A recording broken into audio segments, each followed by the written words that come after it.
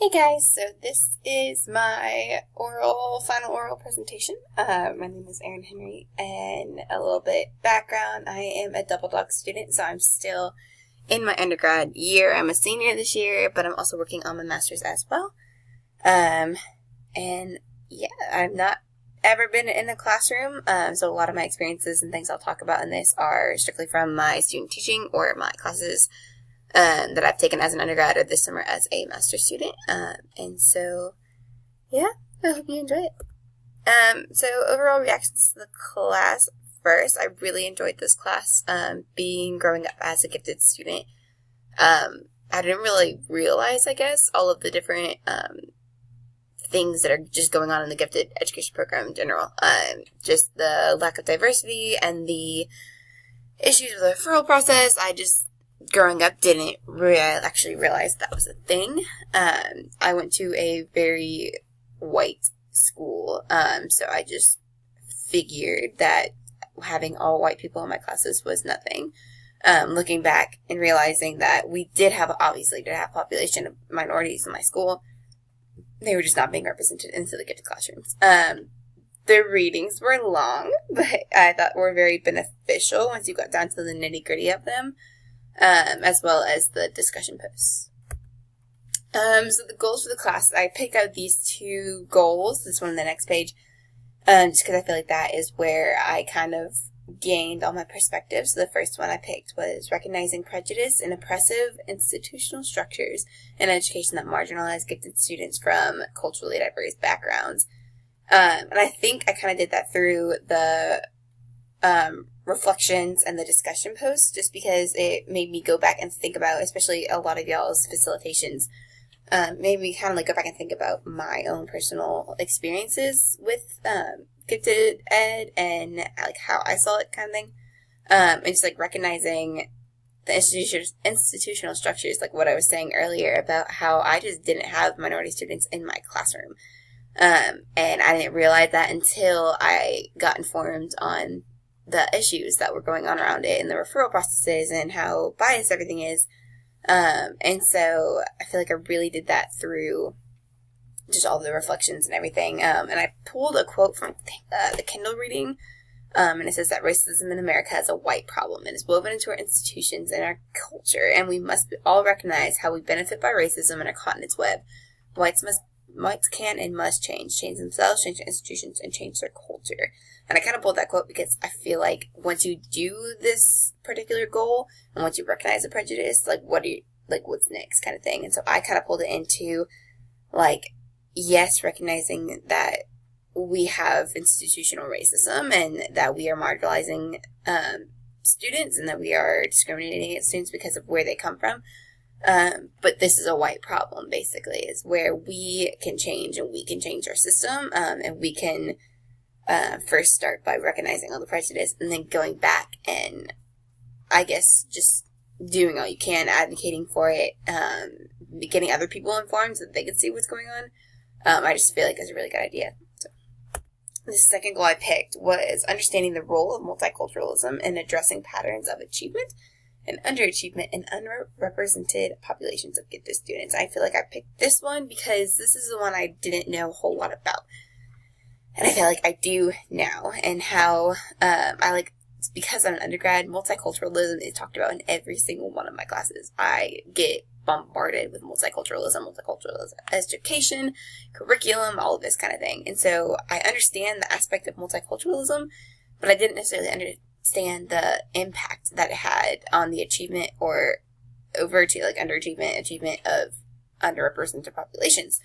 So I kind of broke it down into two parts. So in the referral process, the multiculturalism in the testing and in the just teacher referrals. So racism, teacher referrals, teachers aren't going to, are less likely to refer kids that don't look like them, that don't act like school culture, white culture type thing. But I really see it in the testing and how white men typically make these tests, make the IQ test, the academic tests that are basically determining whether these kids get into the gifted program or not. And so if you do not have a culture similar to a white man, it's going to be really hard for you to do well on these tests, because they're not only testing what you know and like how you do it, but also your knowledge of the white culture. And if it's not firsthand, it's not your culture, like it's testing more than what it would be testing for a white student. So multiculturalism in that aspect right now, the lack of, is causing the underachievement and the underrepresentation. That referral process and that testing process is what is causing the gap, I guess, that the whitewashed gifted services. But if the multiculturalism was there and the aspect was there, then I personally believe the underrepresentation would not be a problem, and that they could see students for how they are, and they could accurately, like, test them, I guess, accurately, like, determine whether or not they're gifted. And then inside the gifted program, the curriculum is probably the biggest thing. Multicultural curriculum is basically students being able to see themselves in it. So not a whitewash curriculum. Representation from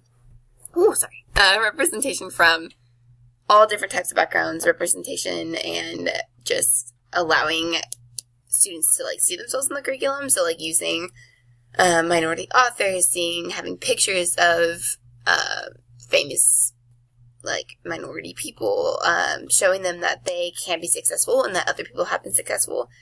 And I wrote that if they can't see themselves in curriculum, then they're less likely to do well, which makes sense. If I was not interested in my curriculum, if I could not see the benefits of my curriculum, why would I want to learn, kind of thing. And so the curriculum definitely has a role in the achievement or underachievement. If they can't see themselves, they're not going to do well, but if they can see themselves and if they like strive to do better.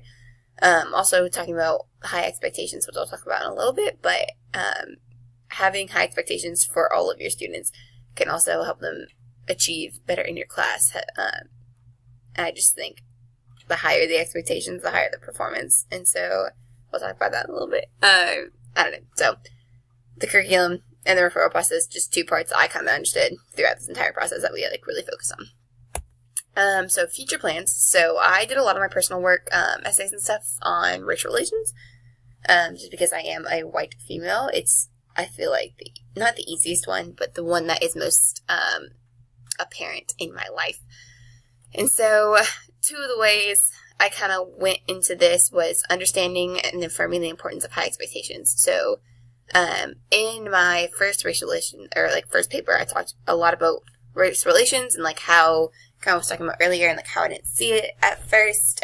I had a very colorblind type mentality in high school and middle school, and getting into college kind of like got rid of that and like realized how privileged I was and all this kind of thing. So race relations definitely was a big aspect for me. But as a future teacher, the importance of high expectations, kind of what I talked about for all students, and the high expectations leads to high performance. So not just affirming your white students and not just having high expectations for like white students.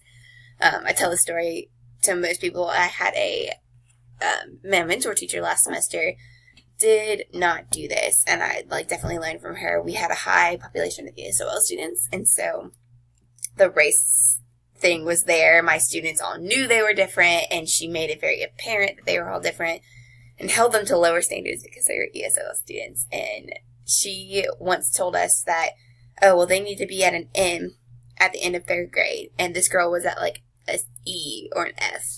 She was like, well, she's not going to get there because she's Latino.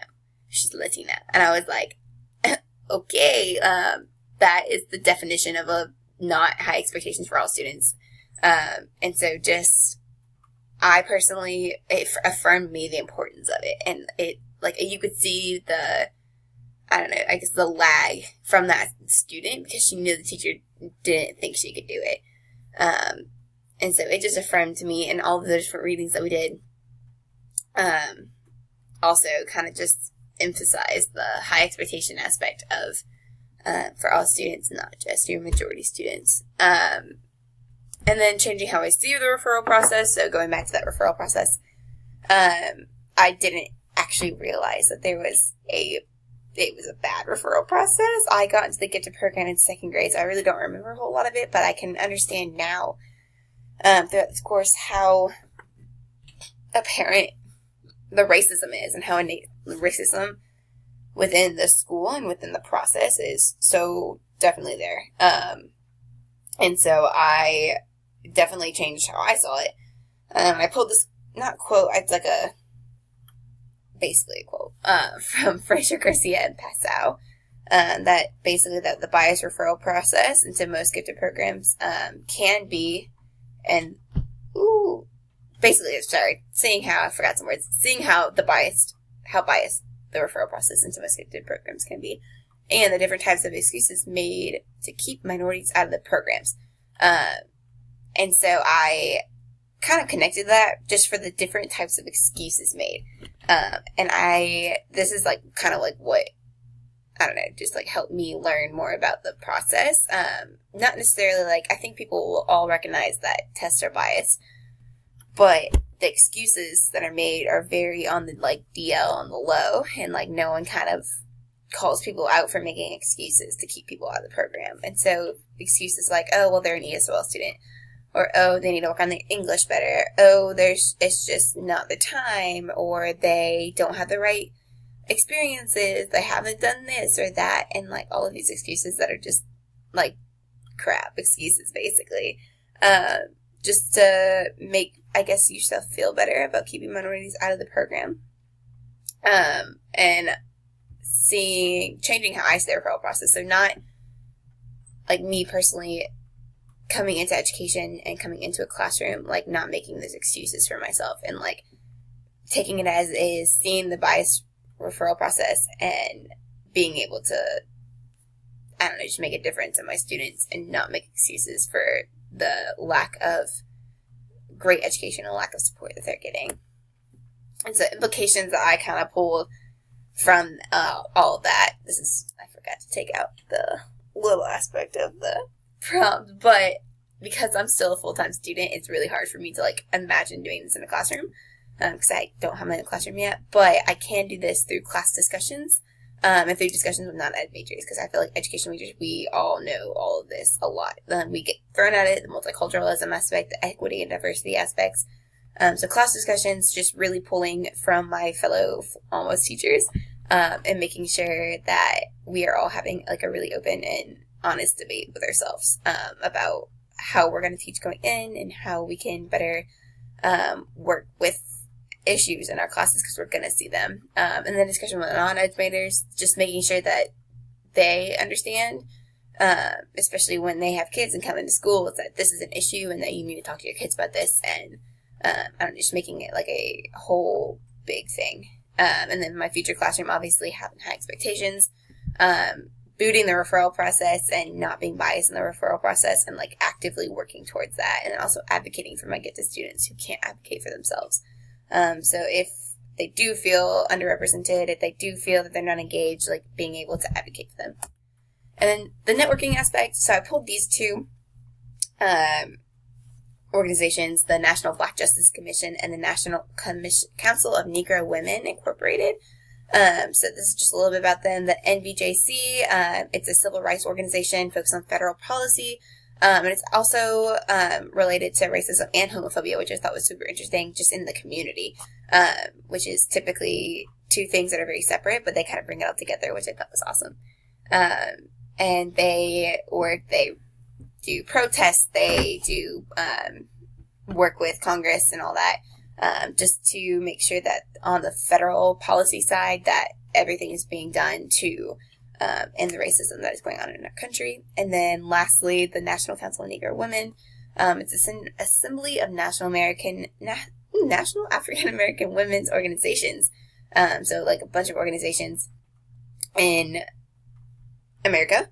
And it is to lead, develop, and advocate for women of African descent to support their families and communities. So basically it's community-based on issues of health, education, and economic, basically for African American women who are probably the most discriminated against, just their skin color and their gender. But those are two super cool organizations. Definitely go check them out. And so, yeah, that's basically all that I've gotten. I hope y'all enjoyed it. Thanks.